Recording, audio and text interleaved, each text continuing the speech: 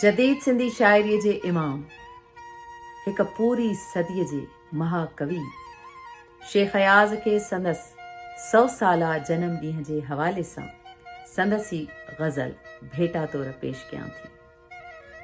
मेले में तू तन्हा तन्हा कंहिंखे ॻोल्हीं थो, मेले में तू तन्हा तन्हा कंहिंखे ॻोल्हीं थो, अख में ॻोढ़ा हथ में गजरा कंहिंखे ॻोल्हीं थो।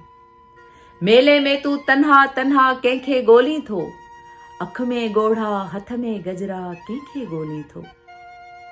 तुंहिंजूं अखड़ियूं पोइ बि उञायूं तल तरायूं सव, तुंहिंजूं अखड़ियूं पोइ बि उञायूं तल तरायूं सव, हरणीअ जहिड़ा मुंहिंजा हिरदा कंहिंखे ॻोल्हीं थो।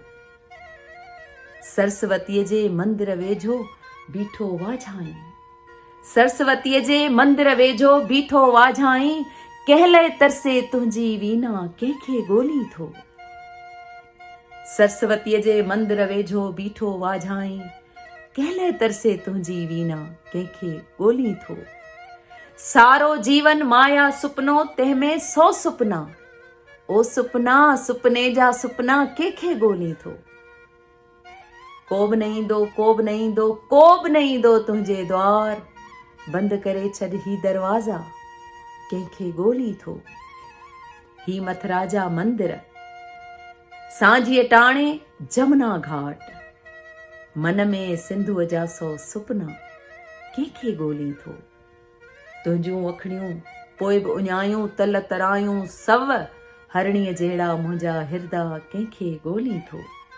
वसंदो रहंदो आहे सावण तो वटि सारी रात, वसंदो रहंदो आहे सावण तो वटि सारी रात, ॻोढ़ा ॻाढ़े नेण निमाणा कंहिंखे ॻोल्हीं थो। ख़ाक उॾाणी काक किरी पई पोएं पहर अयाज़, ख़ाक उॾाणी काक किरी पई पोएं पहर अयाज़, कहिड़ी मूमल मुंहिंजा राणा कंहिंखे ॻोल्हीं थो। मेले में तू तन्हा तन्हा कंहिंखे ॻोल्हीं थो, अख में ॻोढ़ा हथ में गजरा कंहिंखे ॻोल्हीं थो।